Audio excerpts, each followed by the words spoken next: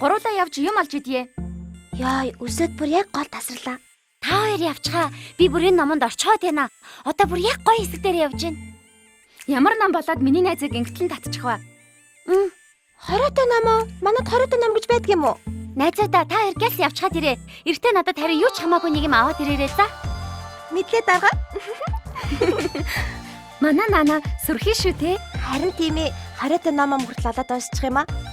Үгүй сүри. Урд нь хориотой байсан номнууд эмгэгдэхэд байхгүй юу? Манай эгч бас уншиж исэн. Урд нь яагаад хордог байсан юм бол? Эгч ээж хоёрын ярьж байгааг хальт сонсох нь.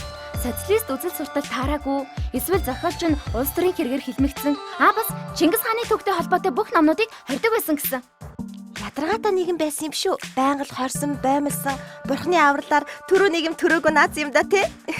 Харин тийм ээ. Ердөө 30 жилийн өмнө монголчууд ямар ном зохиол уншихаа хүртэл нам засгаар заалгадаг байсан.